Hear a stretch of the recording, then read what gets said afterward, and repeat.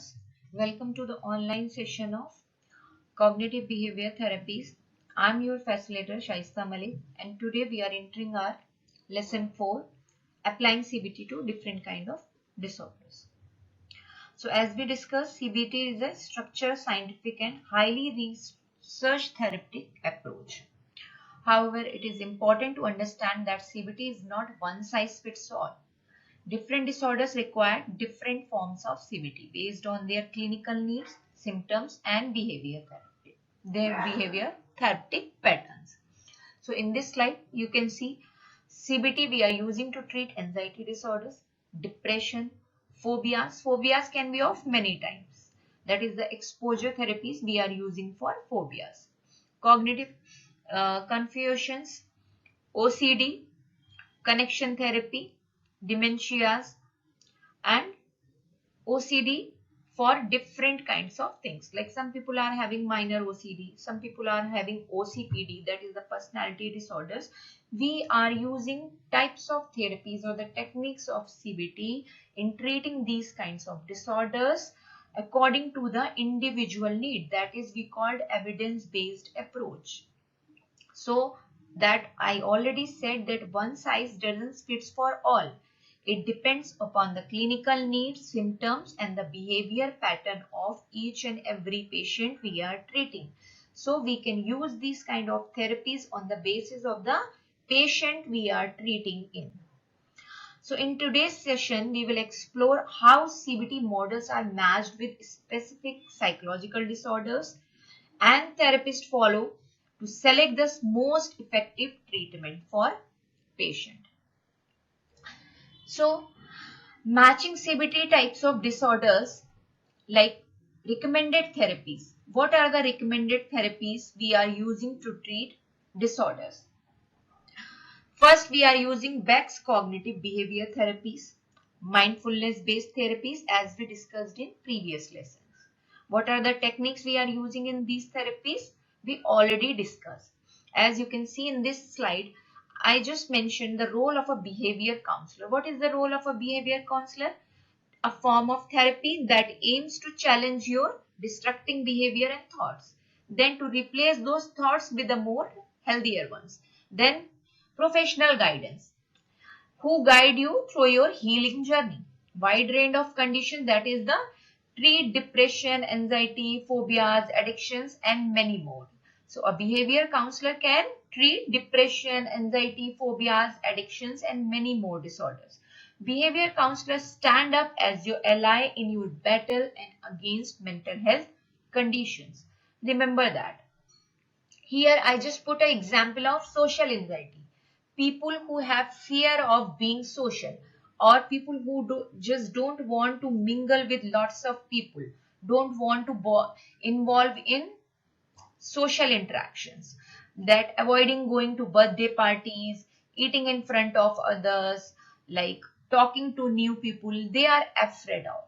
So when you are working with this kind of disorders, how you have to challenge those irrational thought patterns of a patient with a more rationalized one as a therapist. What can I do to cope with my social anxiety? And how do I feel? This kind of negative beliefs will be present in a patient. So how you have to challenge? Better, people with depression often hold deep-rooted negative beliefs. Similarly, people with any kind of anxiety having deep-rooted negative beliefs, all are interconnected. So how we can challenge that? And the future known as the cognitive triad. So for example, we can take an example here. I am a useless. Everything is bad. Nothing will work. So CBT works to identify negative thoughts, challenge cognitive distortion, replace thoughts with rational beliefs. And how about the MBCT? This is the CBT works for. As you can see in this slide, mindfulness-based stress reduction. It's a healing approach that combines meditation and yoga. I already discussed with you. Now we are discussing how we can use this therapy by different kind of disorders or in treatment of disorders. So we already discussed about CBT. Now let's take a look about MBCT, how we can use. These include anxiety, depression. Mindfulness we can use to treat anxiety, depression, immune disease, skin disease, and many other disorders. So today we are discussing about anxiety disorders. How we can use therapy, that is the CBT with exposure therapy, to treat anxiety disorders. Anxiety strengthens when we avoid feared situations. A student afraid of dogs avoid all parks. Fear goes stronger. Exposure helps by gradually facing fears in a controlled and safe way. Body learns, I can handle this fear. Now take a look on obsessive compulsive disorders. So recommended therapy for obsessive compulsive disorders are exposure and response prevention. There are two types of works involved in exposure and response prevention. Exposure to the fear, prevent the compulsive behavior. For an example, we can take person touches dust but is not allowed to wash hands immediately. Gradually, anxiety decreases by itself. In these slides, I added some description about mindfulness-based cognitive therapies. You guys can take a look. It will be very helpful for you. How we are providing homework assignment to a patient whom we are dealing with, how we are giving them psychoeducation, how we are telling them the basic elements of cognitive therapy and cognitive behavior therapy, and how we are telling patient to develop action plans that identify early warning thoughts or feelings that signal worsening symptoms, along with steps to take when they occur. As I already give the example of PTSD, obsessive compulsive disorder, and anxiety disorder. Let's have a look how we are using dialectic behavior therapy in borderline personality disorders. So here you can see in this slide how a normal brain looks and how an affected brain looks, like a brain affected by some kind of disorders. I give example like bipolar, PTSD, depression, ADHD. You can see, get over it's lots of people have it worse. So, borderline recommended dialectic behavior therapy to treat. BPD includes intense anger, fear of abandonment, emotional instability, and self-harm behavior. So, DBT teaches mindfulness, emotional regulation, distress tolerance, and interpersonal effectiveness. PTSD teaches gradual exposure to trauma memories, restructuring guilt and fear-based thoughts. It reduces fear and avoids unhealthy coping with withdrawal or aggression. So it includes fears and avoid unhealthy coping, withdrawal or aggression. So as we discussed in previous slides also, let's just take a look about MBCT. That what is the MBCT consist of? MBCT consists of 8 consecutive weekly sessions of about 2 hours length. That is, the instruction consists of various formal and informal meditation practices, including guided body scans, sitting and walking meditations, mindfulness movement based on Hatha Yoga, that is the 3-minute breathing spaces, and focuses awareness on routine daily activities. Mindfulness-based cognitive therapy combines CBT techniques with mindfulness strategies we discussed already. Why I am telling you MBCT in between? Why? Because some patients who are not in the position of that you can actually apply them trauma-focused CBT when they are dealing with some kind of PTSD. Then first you can teach them the mindfulness exercise to get over from unnecessary fears or the flashbacks, that traumatic flashbacks and nightmares continuously moving on in their mind. After removing those negative flashbacks and nightmares, you can apply the techniques of the CBT. that I already discussed, which is the gradual exposure to trauma memories, restructuring guilt, and fear-based thoughts.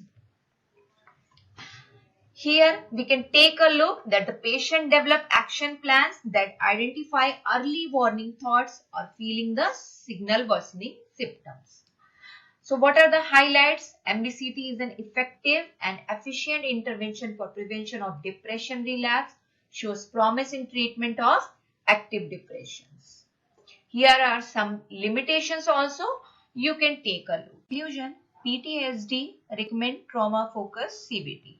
That is the gradual exposure to trauma memories, restructuring guilt and fear-based thoughts, reclaiming control over life.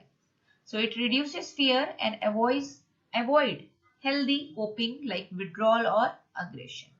Let's discuss little about substance use disorders. So the recommended therapy for substance use will be relapse prevention therapy. Focuses on identifying triggers, managing cravings, building healthy coping alternatives, strengthening social support. The long-term recovery, not temporary abstinence. So, dilated clinical interview and standardized tools are used by a therapist to treat some kind of symptoms. Before having a look on how we are assessing a disorder in clinical settings, just take a look on this picture. This I found very interesting. It's a crisis communication. How you can introspect your own thoughts, that is the irrational thought pattern or the negative thought pattern you are having, and how you can be more aware of your body, language, thoughts and tone, and how you can self-talk to yourself to challenge those disputing beliefs. So you guys can take a look on. Now we have to discuss how a therapist assess a disorder. So understanding symptoms will be the first thing. Second, the rule out medical conditions. Note severity and history. The fourth is the identify comorbid issues, that is anxiety plus depression. So therapists look for what behavior is causing you distress, what triggers you, what thoughts you have to maintaining. Example, in panic disorder, avoiding crowded places becomes the target behavior. So the selective based, evidence based CBT subtype depending upon the assessment. Let's just summarize it. For OCD, ERP, that is the exposure response therapy. For BPT, dialectic behavior therapy. For depression, cognitive therapy and mindfulness based therapy. That is the mindfulness based cognitive therapy we are using on the basis of the patient we are treating in. For PTSD, this is cognitive behavior therapy. So, trauma-focused cognitive behavior therapy is a better option to treat PTSD. It is more focused and evidence-based. So, the treatment is always personalized, measurable, and goal-oriented. Now, we assess the therapy selection is systematic. How you are selecting the therapies. Assess identifying the target. Behavior, choose the right CBT model. And third is the all CBT approaches share a common foundation. That is the changing disordered thoughts leads to change in behavior and emotions. So this is all for today's sessions. Today we discussed about different kind of therapies and how we are using these therapies in treating different kind of disorders. We majorly discussed about PTSD, anxiety disorders, focused like trauma focused disorders, phobias, anxiety and depression.